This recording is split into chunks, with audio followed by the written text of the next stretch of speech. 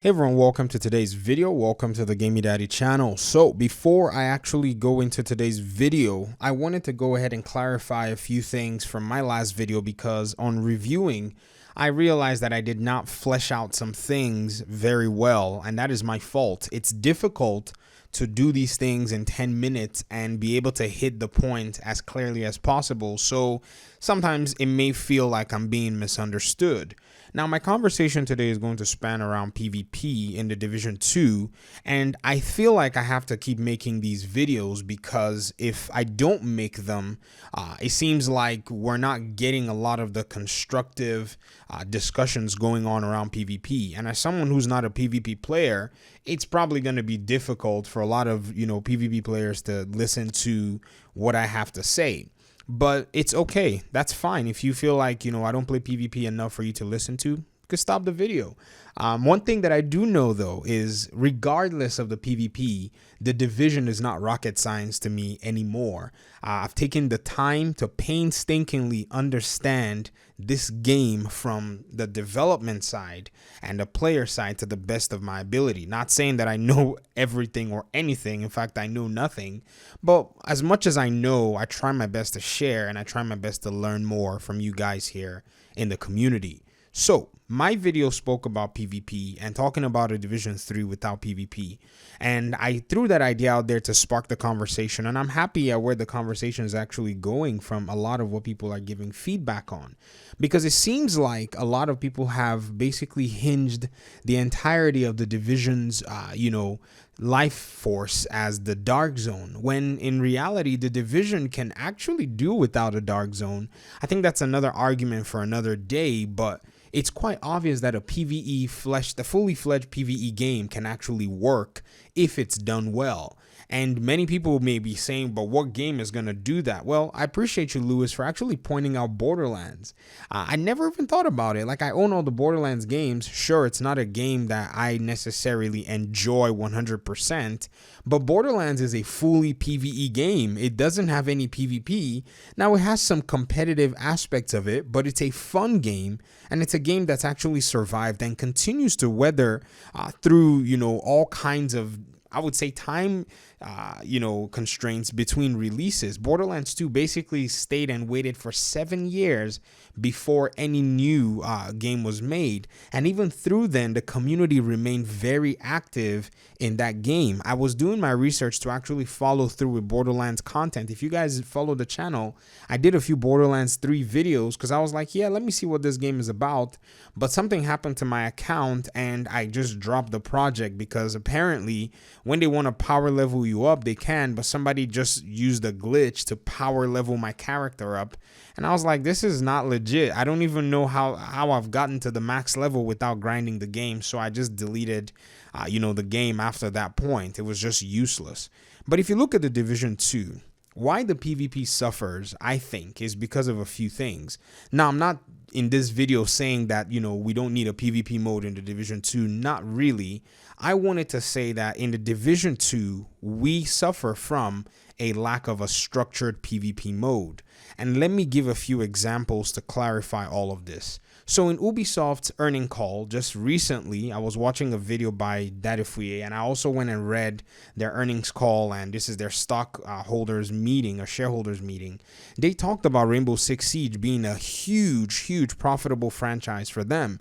This is a franchise that's been out for a number of years and has been bringing Ubisoft a lot of money because it's made its way not only from the casual audience to a hardcore audience, a broader audience, and even esports. So this has made this, this particular game somewhat of a phenomenon for Ubisoft.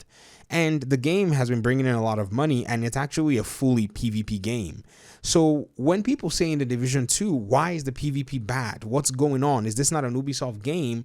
It's obvious to see that the PvP structure in Rainbow Six Siege and the PvP structure in the Division 2 are very different. And yes, even though the structure of PvP in the Division 2 is, in quote, very interesting, it doesn't sustain longevity in a player base. And I think that's exactly why the Division 2's PvP suffers. Rainbow Six Siege has multiple modes, or let's just take a more casual game. Let's not go into the Rainbow Six Siege since that's crossed the threshold and made it into the, the esports level. But I wanted to highlight it because it's an Ubisoft game. Let's say Call of Duty. I know from Call of Duty, you can walk into, lobbies and play multiple different modes of the PvP in Call of Duty that have different rules, different aspects, different applications, and they ship the game with a lot of these modes. But in the Division 2 or even the Division 1, the max number of PvP modes that you can play is very lean. So when you throw players into the server, they don't have a plethora of these modes to jump into. And even in the Division 1, the, extra PvP or PvP/PvE modes were released later down the road. And Division 2 should have been the opportunity for them to come out with a list of at least 5 to 7 different PvP modes to allow for players to go into the map and just bust it out. So that's the very first thing that I feel is a primary issue with the Division's PvP mode. Now, you Division hardcore players, I know you will tell me in the comment section, but that is what makes Division very unique. Yes, but that's also what's making the Dark Zone quite dry.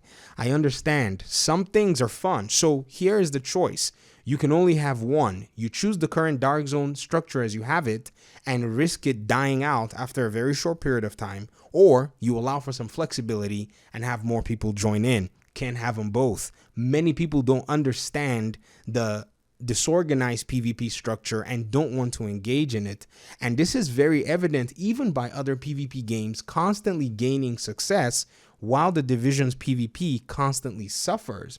And we can point to a plethora of issues, but it is quite obvious that these other PvP games that are successful are doing this one thing that I'm pointing out right, whereas the Division 2 is avoiding it altogether.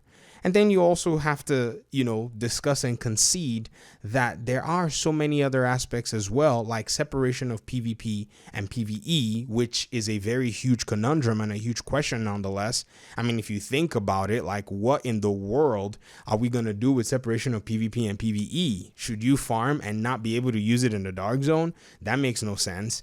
Or should you, just walk into the Dark Zone and get some gear, some random gear?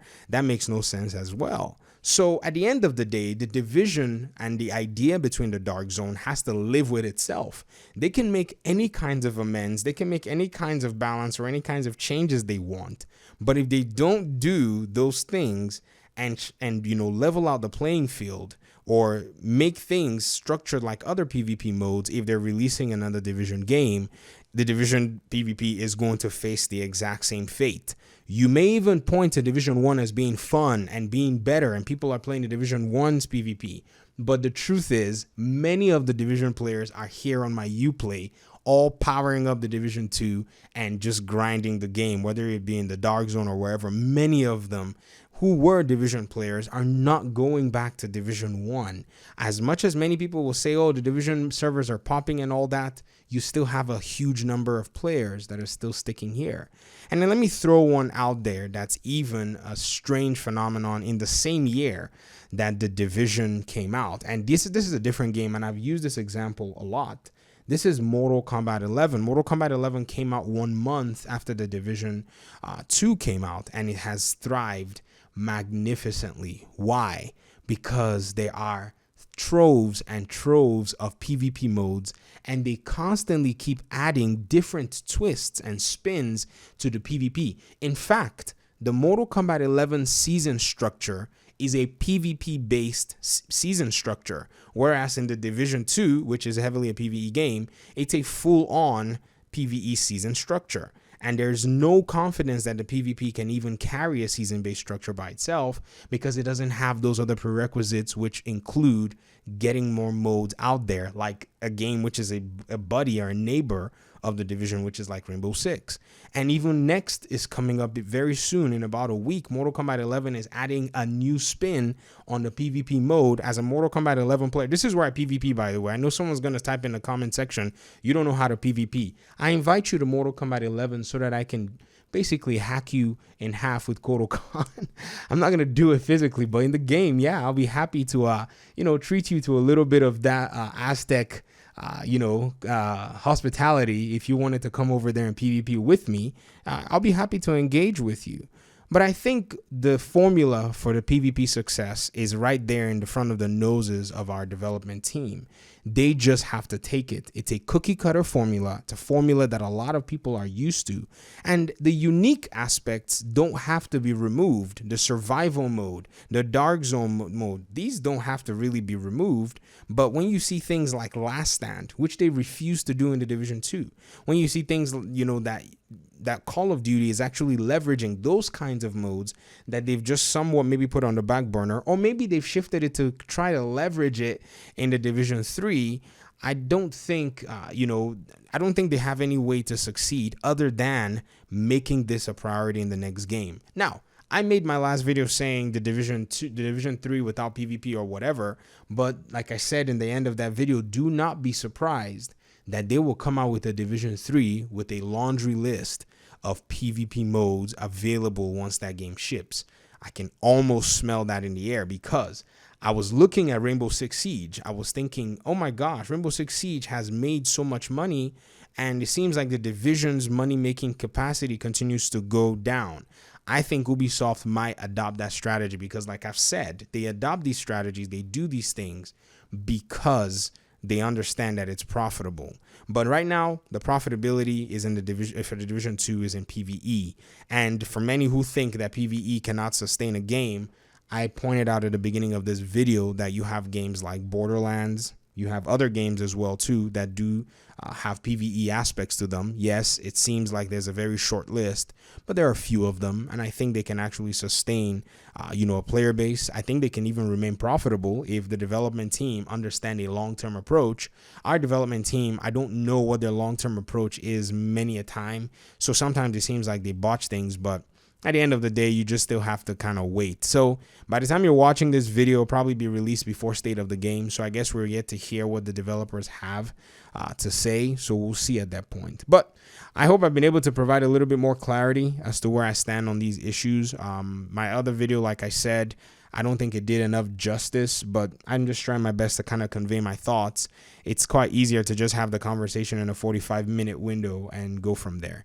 But I'll talk to you guys soon. Thank you so much for your time and audience. Thank you for the engagement that you guys actually do provide on the channel. I really do appreciate it. And for those of you veterans that have been here since 2016, thank you so much. You guys are quite amazing. I'll talk to you all soon, hopefully in another video. Peace.